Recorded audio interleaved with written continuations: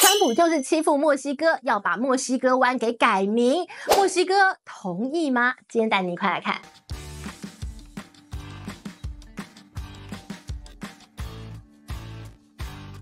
嗨，大家好，我是治愈。今天想跟大家来聊聊墨西哥。你说墨西哥啊，最近真的蛮倒霉的哦。旁边有一个这么强大的邻居啊，他从头到尾呢，感觉好像就只能是挨打的一个角色。那最近呢，你看到即将呢要重返白宫的川普，他怎么说啊？他说墨西哥湾是我们的，所以叫什么墨西哥湾啊？我要改它名字，我要改成美国湾、美洲湾。反正是我们的，不能挂墨西哥湾的名字。那你有看到墨西哥对这件事情发表任何意见吗？就懒得理你，或者说随便你，或者说我也没辙，你爱怎么样怎么样吧。但其实啊，老实讲，墨西哥湾它就是个地名，这个地名呢，这其实不属于任何一个国家。你可以说，在它的墨西哥湾的北方呢，应该是这个美国的管辖权，但其他地方还是属于这个墨西哥来管辖。但是呢，对国际间来讲，那就是一个名字，大家呢约定俗成说好，那叫墨西哥湾，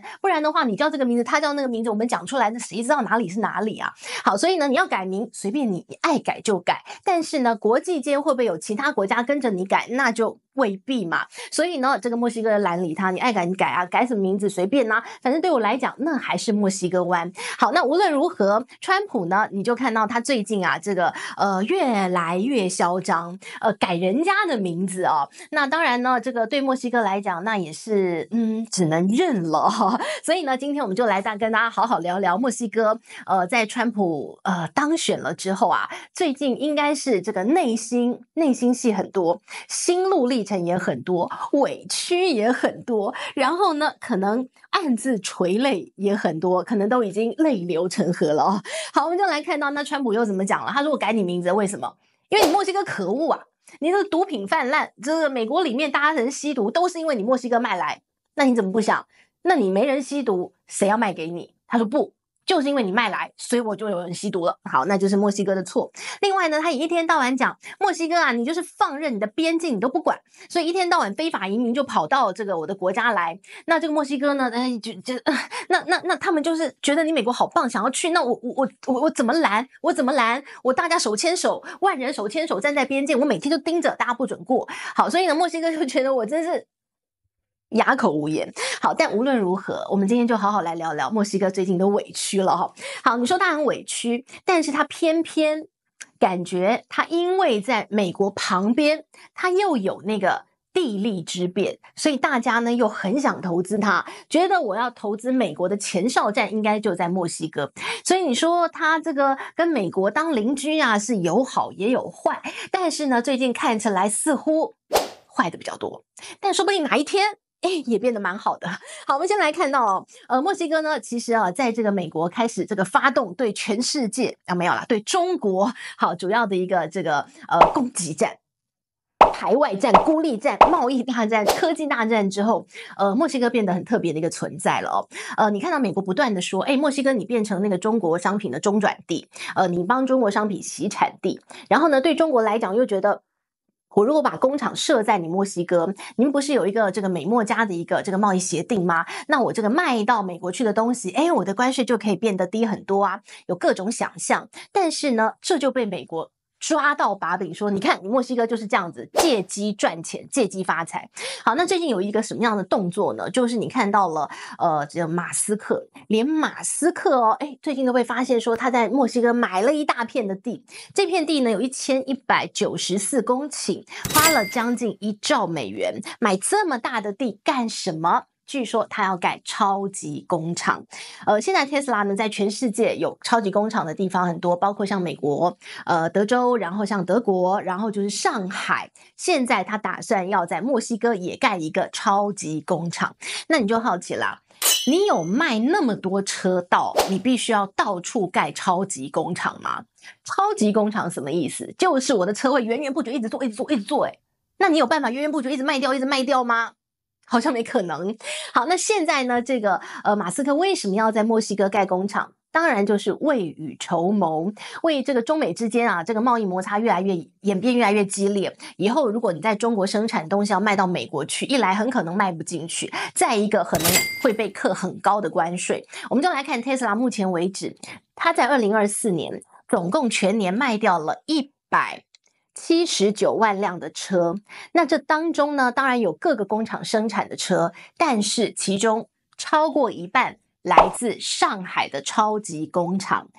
现在的中国对 Tesla 来讲，不但是它最大的市场，同时也是它最大的生产基地。你知道这179万辆车当中有91.6万辆上海超级工厂做的。其实当初有这么多的超级工厂这个马斯克都去视察了之后，他就曾经讲过一句话感叹，他说啊，上海超级工厂做出来的车品质最好，成本最低，麻烦最少。所以呢，他就说这个工厂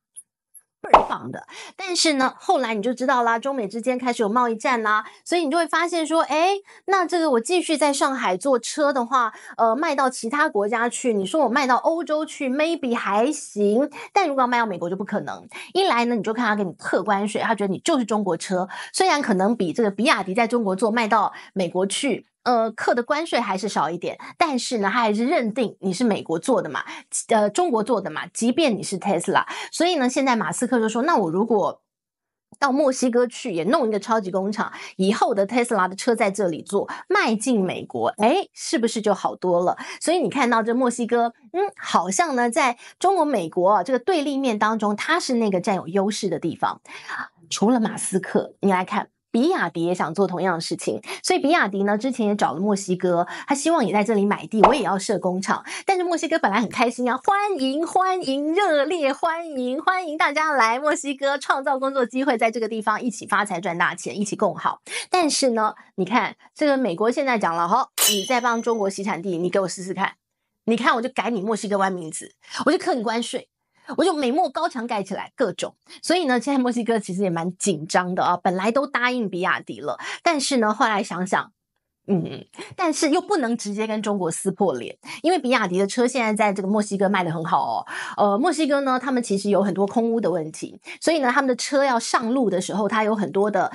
要求，比如说你的燃油车、柴油车，你不能空气污染，所以他们有一些限制的，礼拜几才能上路，礼拜几不可以。但是如果是电动车没这个问题，所以呢，比亚迪的电动车啊，在墨西哥卖得很好，而且比亚迪的车就是性价比高 ，CP 值高，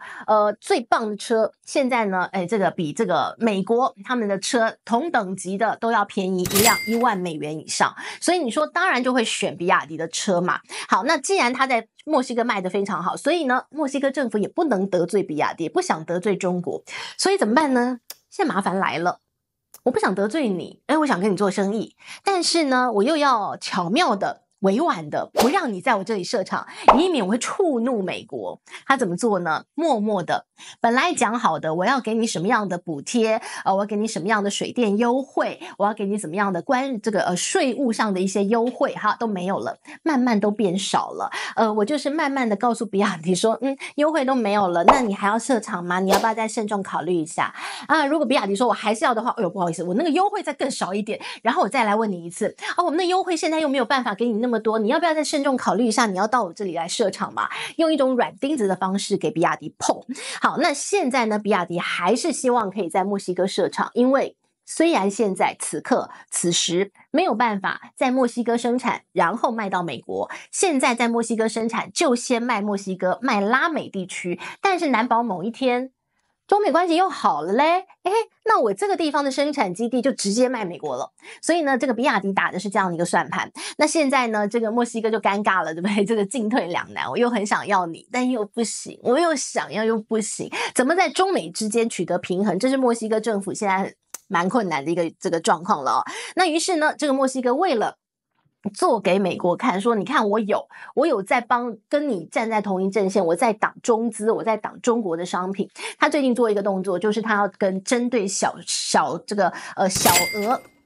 价钱的货物开始课税，以前没有，以前呢，这些小额的货物几乎是没有课税的哦。那最近呢，像很多的一些低价的货品，比如说像是 Temu、像是 Shein 这样子的东西呢，都要开始被它课税了，课17%到19%的关税。那有一说就是做给美国看的哦。好，那当然啦，这个做归做，美国买不买单也是另外一回事嘛。但是呢，现在的墨西哥就直接告诉美国说，好，如果说你认为我的毒品防治不好，你认为我非法移民管控不当的话，你要课我25%的关税，那我就算给你听，这很科学的，是数学问题啊。好，数学问题是什么呢？你要这样课25%的关税，好，我当然很可怜，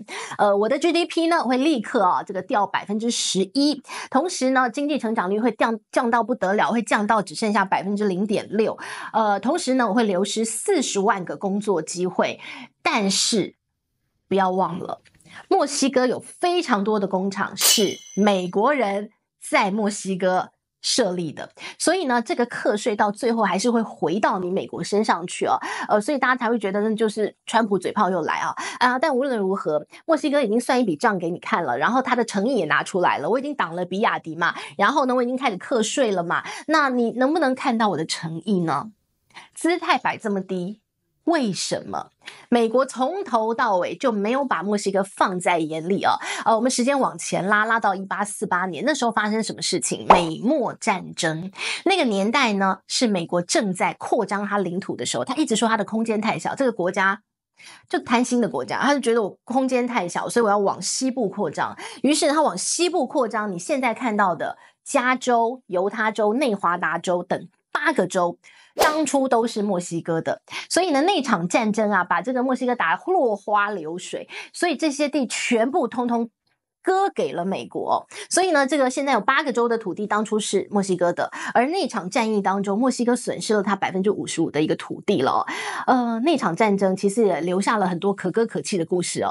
可歌都是美国人在歌啦可泣都是墨西哥人在哭。为什么？因为他们就觉得那时候墨西哥人就是很虚弱，他们形容它是一支很虚弱的一个军队，然后觉得一盘散沙。然后呢，你现在去看美国，他们有各式各样的民间的故事的流传，都是当初打那场美墨战争的时候，美国的军人是如何赤手空拳，我一拳击过去，墨西哥人就第一个倒到最后一个，就像骨牌一样啪啪啪啪倒下去。你就说墨西哥人这么惨吗？这么可怜吗？你现在看墨西哥人不是也都壮壮的吗？对不对？好，但是呢，在很多美国民间故事是这样的，墨西哥人就是很虚弱、很弱、很逊，就是你跟他们打仗一盘小蛋糕，好，很简单。好，所以呢，你看到在当年墨西哥是这么可怜的吞下了这场非常可耻的败仗，然后呢，这个割让了大部分的一个领土，然后又被迫呢，在这个把我的土地全部都抢走的一个坏人旁边，然后当你的小弟。如今我们看到说，美国这个墨西哥铁杆兄弟嘛，不，那是老板跟血汗劳工的关系，那是一个受益者跟被害者的一个关系。所以呢，你知道墨西哥在美国旁边是一大气不敢吭一下所以你就看到了这一次呢，你知道川普直接讲我改名，我怎么样，墨西哥其实呢也只能默默承受的美国呢就是这样的一个国家，所以呢墨西哥可能也不用这个想得太美妙接下来的川普 2.0 的时代，你就看到了美国的盟友一个一个中箭落马。你看，先是加拿大，然后再来是墨西哥，下一个会轮到谁？就让我们拭目以待咯。今天呢，就是简单跟大家聊聊这个墨西哥跟美国之间最近的一些风风雨雨了。希望你喜欢今天的内容，我们下回见咯，拜拜。